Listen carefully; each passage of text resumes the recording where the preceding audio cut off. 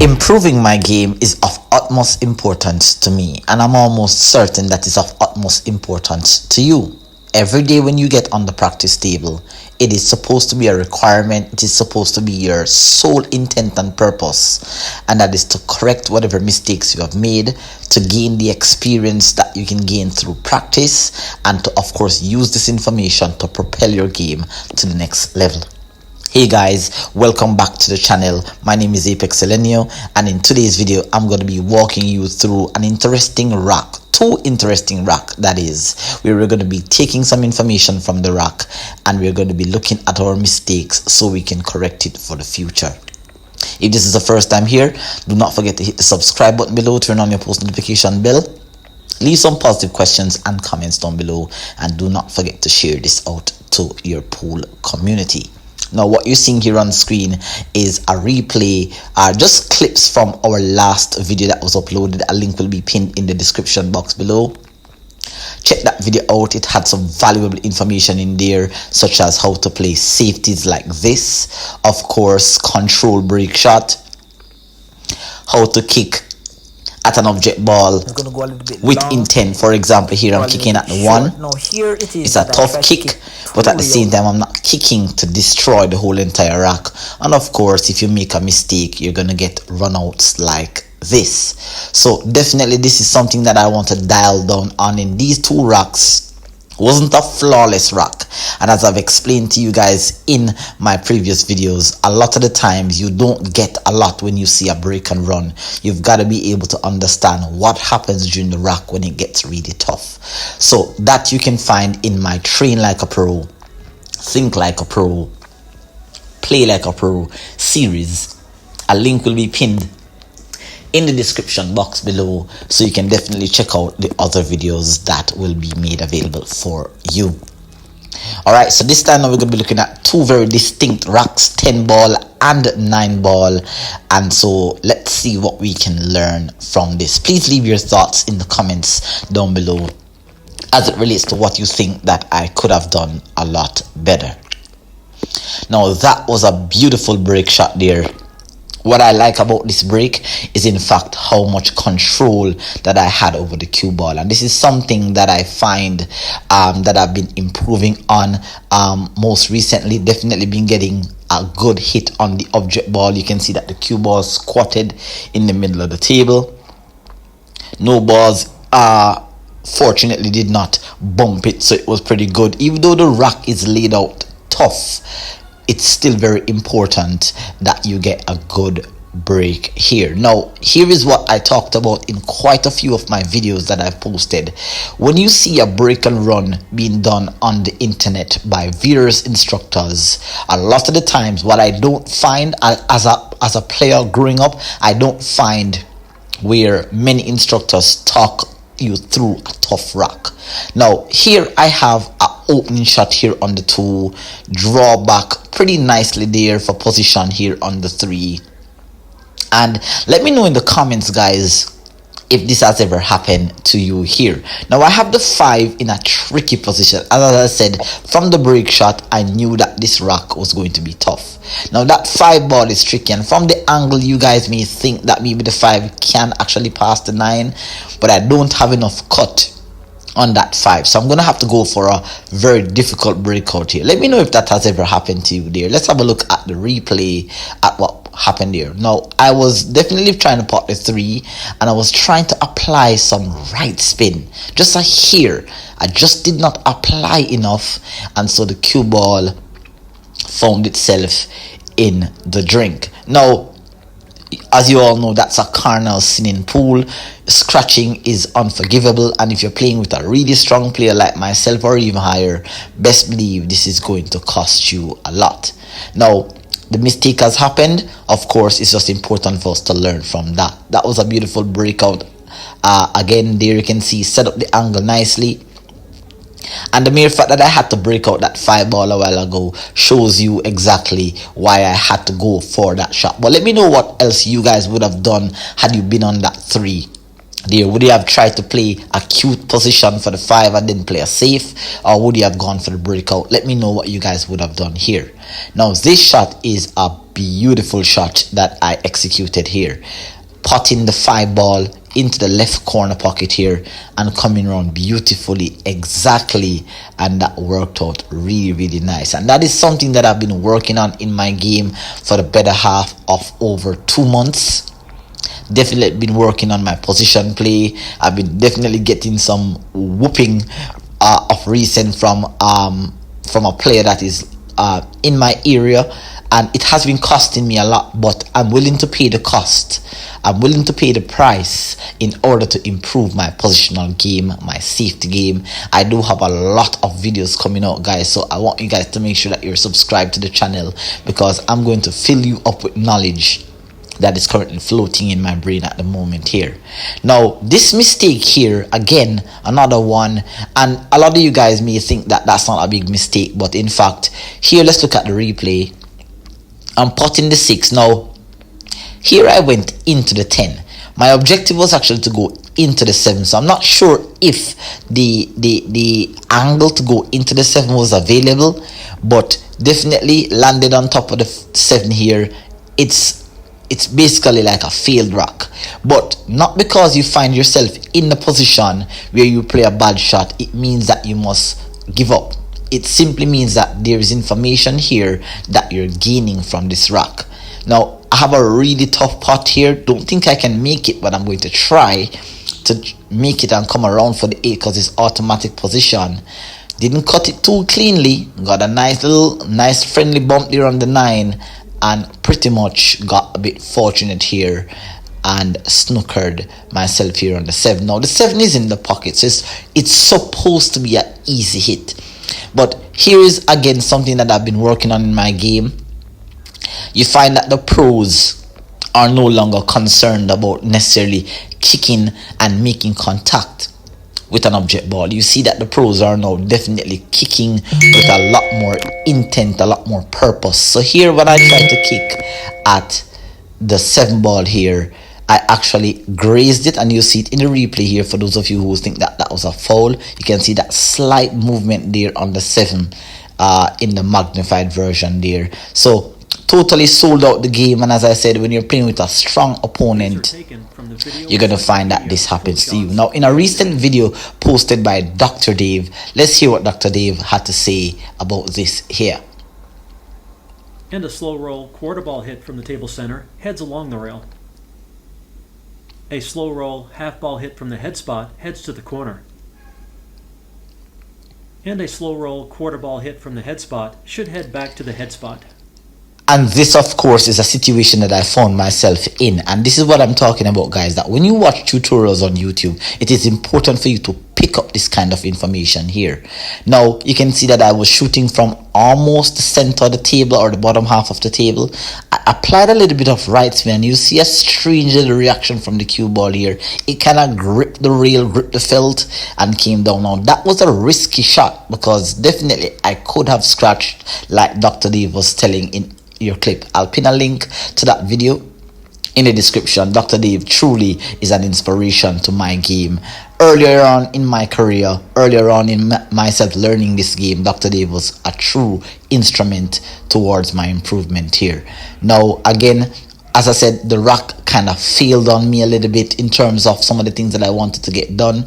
This is one of my favorite shots, in fact, guys. I love spinning that cue ball around the cushions, but it's also a dangerous shot, because if you don't have the speed down on the table, you're gonna get results like this here. But thank God that I have skills that I've worked on. You know, a lot of the times you're gonna find yourself in positions like this, whether you're the one that put yourself in this position or someone else put you in this position. Once you're in a tough spot, you've got to still stay positive and use up your skill set. That is, if you have it. So here I have a natural bank on the 9, automatic position here on the 10, and landed pretty good. So it wasn't a bad rock. There was some things that could have been done a lot better. definitely needed some work here on that, and I almost even scratched there. All right, so let me know your thoughts, guys. What do you think about that rock? I find that it was, it had some positiveness about it, hence that's why I wanted to share it with you. Now I also want to take the time out, guys, to remind you that practice and being in a tournament or a match or a gambling match is not the same, and I've been experiencing this a lot of recent. I've always experienced it, but I've been experiencing it a lot of recent, because when you're in practice, there is no pressure. It's easy to run a rack when you're at home or you're by yourself, but once you add one layer of pressure, your game will begin to break down. But one thing that I've been trying to work on from the other day is trying to remember that you have to trust the process of your training.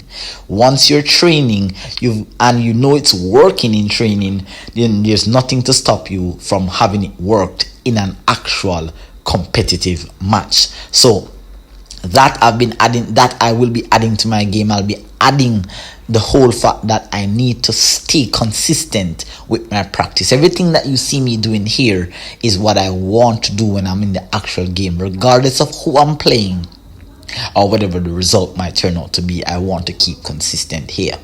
Now we're going to be looking at this final rack here. Like I said, I've definitely been working on my break, my 10 ball break and my 9 ball break. My 10 ball break gives me quite a bit of issues. Definitely going to be tuning in on that a little bit more, but my 9 ball break is getting better and better by the minute. And here is a perfect example of what a beautiful break shot this is here.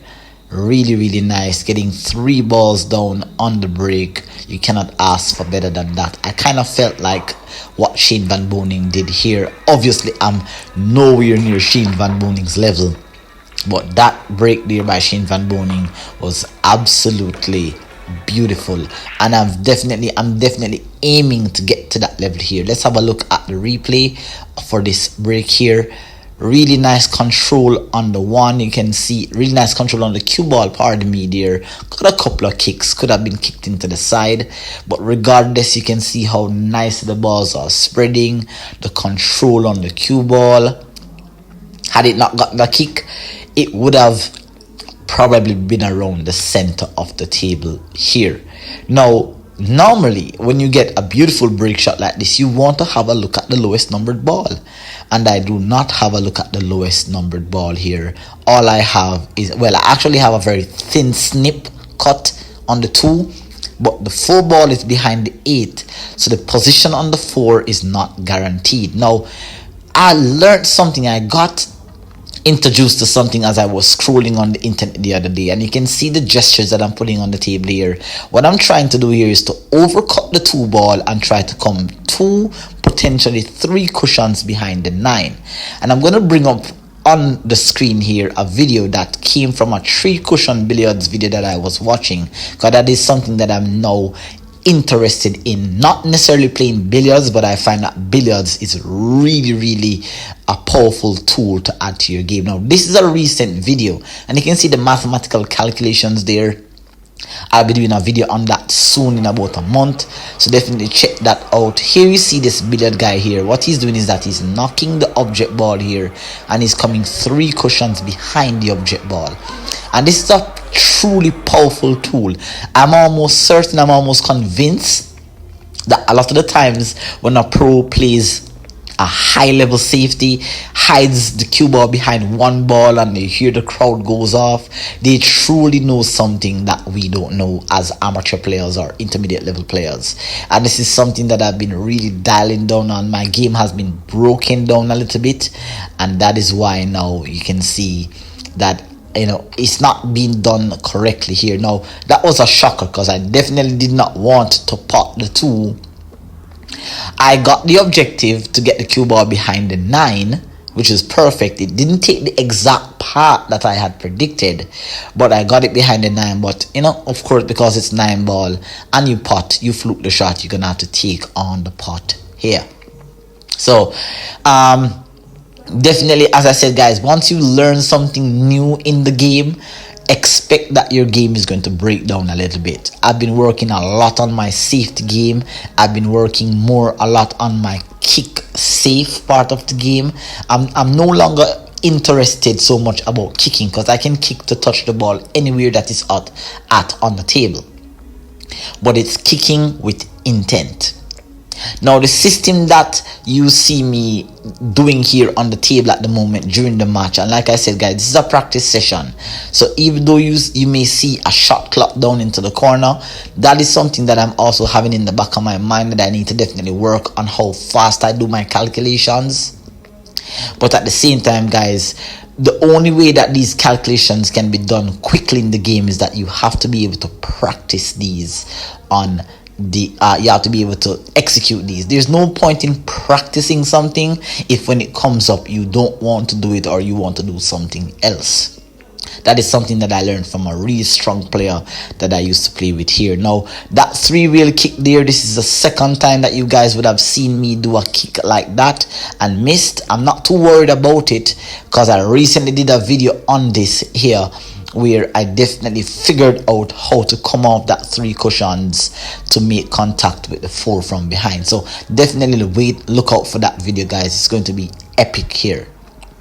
Now, obviously, you can see here that, as I said, a scratch, a foul is a carnal sinning pool. With any level player that is able to run 5 balls on the table, you're going to be punished. But I find myself sometimes, when I get somewhat of a tough layout, I do at times sometimes do not play the correct pattern here. Now, you can see I catch myself as I went down into the stroke. Notice here, as I get down into the stroke, it was just immediately after I popped the 6, and I catch myself going against my pre-shot routine. So you see, I got up, I realigned myself, find the contact spot, then I drop down on the shot here. Now, pay close attention to the path that I took to play position for the 8 here. And why did I take this path? Because obviously I've been studying the game, and this is something that Niels had taught on his channel. Let's take a moment here to listen to what Niels had said in a previous video he posted a few months ago. This line, and that means you're gonna cross that line of position. Good news, there's another route available for you where you're gonna learn the second name in position play. So instead of going tunnel vision and finding the quickest route from A to B, that straight line, we have to start thinking of using a couple of rails. If we go out of this corner, 1, 2, and we start hitting this rail here, look what's gonna happen. As soon as you touch this 3rd rail, the cue ball is gonna travel this way from the cushion to the 2, and that entire line is playing into the line of position. And that is some really useful knowledge shared here by Niels. Definitely also an instrument towards my development. Thank you, Niels, for all that you've been doing for pool, and most definitely what you've been doing for my game, because a lot of the times, as simple as these things are, you find that amateur players do not see this part. They try to take the easiest route to get into position here, and I find that I've definitely been seeing a lot of subtle improvements in my game, especially in the safety department. The kicking department has also improved by a couple percentages. Also, my position play has definitely improved a lot. I have a lot better cue ball control with a lot more intent in my game. So I do hope that you enjoy these 2 racks, guys.